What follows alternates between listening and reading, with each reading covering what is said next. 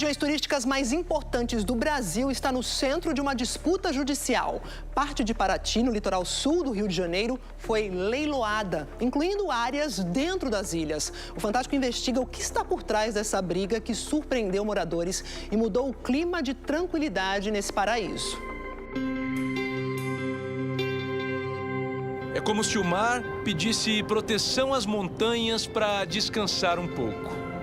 Nos mais de 7.000 quilômetros do litoral brasileiro, não há nada parecido com esse recorte no mapa.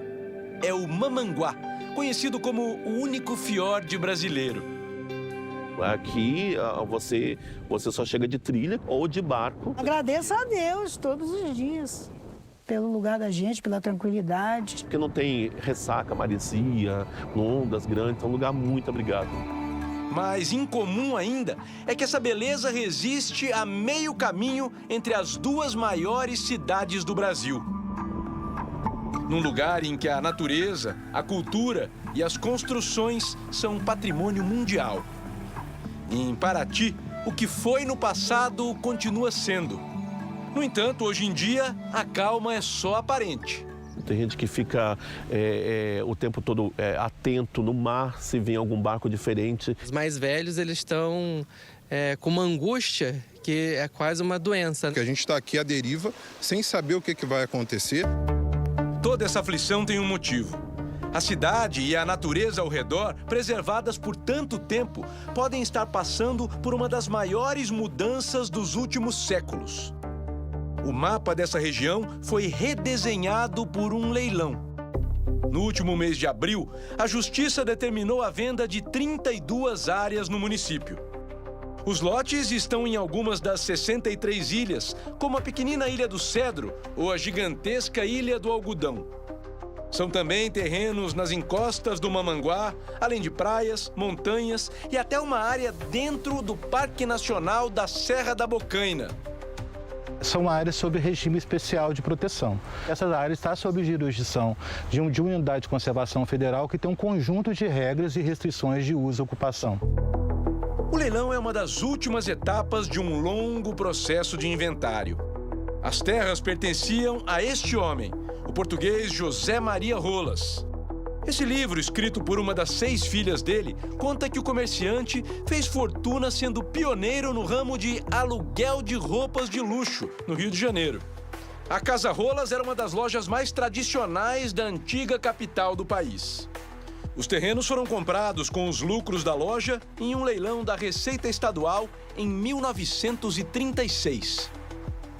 O advogado das filhas que herdaram a fortuna do comerciante explica por que o dono nunca usou as terras que comprou.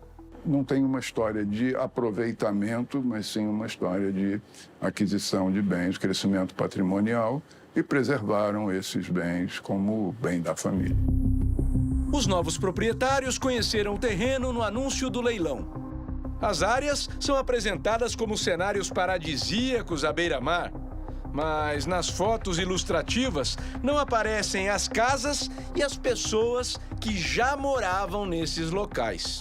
Eles compraram um papel, né? Tem gente aqui, população tradicional, né? Pescadores, pescadoras, pessoas que vivem do turismo, turismo de base também. Um equilíbrio delicado, mantido por um modo de vida que proporciona sustento às pessoas sem destruir a natureza. O surgimento de dezenas de proprietários dessas terras ao mesmo tempo, no mínimo, traz insegurança às famílias que vivem por aqui e que, há muitas gerações, ajudam a conservar esse paraíso brasileiro. Boa parte das famílias afirma que já morava aqui antes mesmo de José Maria Rolas comprar as terras. Essa comunidade mesmo, ela está datada de mais ou menos uns 200 anos de posse mesmo. É a 7ª geração que está nesse lugar. Então, nós temos que lutar para que todos permaneçam aqui. Minha família chegou aqui no começo da construção do Caminho do Ouro. Perto disso, Nelly até que é nova no pedaço. 1912 é a data no documento que ela guarda da época dos avós. Um pagamento de imposto por essas terras no Mamanguá, onde ela mora até hoje. Nelly desconfia que não é exatamente a casa dela que estão querendo. querem mesmo é a vista da varanda, que ela contempla desde que nasceu. Todo mundo sabe, eu nasci aqui, minha família é daqui, criei meus filhos aqui, minha filha casou, mora aqui. Não, é toda uma vida aqui. As áreas leiloadas incluem terrenos com uma escola pública e 2 igrejas. Os moradores sabem mais ou menos onde ficam as áreas vendidas. Isso porque as certidões são muito antigas e, como era costume, descrevem vagamente o local das propriedades. Nos documentos, são comuns expressões como uma situação de terras, uma sorte de terras, dividindo com quem de direito, ou seja, com qualquer pessoa, ou com Felipe de tal. Mas não há nenhuma dúvida de que a maioria das terras está hoje numa área de proteção ambiental. A APA Cairuçu, criada em 1983, protege não só a natureza, mas também a cultura e o modo de vida dos caiçaras. Será que os novos donos pelo menos desconfiavam que estariam comprando um problema? Me chamou muito a atenção, né? Porque são valores muito pequenos para as áreas muito grandes. O menor lote, segundo a gente verificou no site do leiloeiro, ele tem meio alqueire, cerca de 13.600 metros quadrados de área. O maior lote tem cerca de 163.200 metros quadrados. Boa parte da Ilha do Cedro, por exemplo, foi arrematada por R$ 437 mil. Mesmo assim, o comprador se arrependeu. A empresa que venceu o leilão pediu ao juiz a desistência da arrematação. Eles afirmam que não sabiam que o local estava completamente ocupado por população tradicional caiçara. De acordo com o advogado Gustavo Clô, mestre e doutor em Direito Civil, quem está na terra também tem direitos que devem ser protegidos. Quem comprou pode ter feito um mau negócio, porque as restrições ambientais não vão ser levantadas. Em relação aos caiçaras que lá estão, eles mesmos têm que, dentro dessa sua perspectiva de população tradicional, cumprir a imensa maioria das normas ambientais também. Compradores dos outros lotes estão satisfeitos com o leilão. O advogado de um deles diz que está aberto para negociar com os moradores. Os arrematantes, os nossos clientes, participaram como manda a lei e efetuaram os pagamentos já. Então, tá tudo correto, tudo normal, legal. Mas, claro, nós pretendemos, na medida do possível, conversar com eventuais ocupantes que queiram fazer acordos. A gente está aberto desde que, respeitados os direitos nossos. O juiz do caso ainda não autorizou que os novos compradores tomem posse dos imóveis. Mas moradores dizem que já estão sofrendo assédio de alguns vencedores do leilão.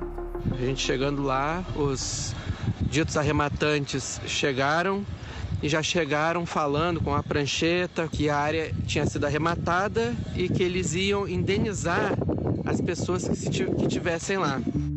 O Ministério Público Federal, a Advocacia Geral da União e a Defensoria Pública do Rio de Janeiro já pediram a anulação do leilão. As manifestações vão além do processo e já foram ouvidas nas ruas de Paraty.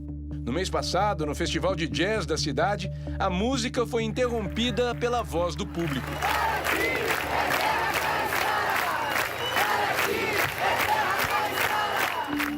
A cidade teme até mesmo perder o título de patrimônio mundial. Um dos critérios que foi utilizado pela Unesco, para reconhecer essa região como um patrimônio da humanidade, é que tenha justamente essa troca do povo tradicional, da cultura viva com o meio ambiente, de ter pessoas morando, residindo nesse lugar. O advogado das herdeiras defende a legitimidade do leilão. Não acho que há fundamento para o leilão ser anulado. O que há ali talvez é a necessidade de uma conciliação de direitos de diversas partes, fundamentalmente direitos dos caiçaras, se tiver algum direito, esse é o chamado direito de posse, que vai ser discutido com o direito de propriedade do arrematante que adquiriu no leilão. É importante preservar, não apenas do ponto de vista ambiental, mas também do ponto de vista turístico, do ponto de vista econômico, que essas áreas continuem bonitas, íntegras e fazendo referência à sua composição original. A descaracterização dessas áreas é uma perda para todos nós.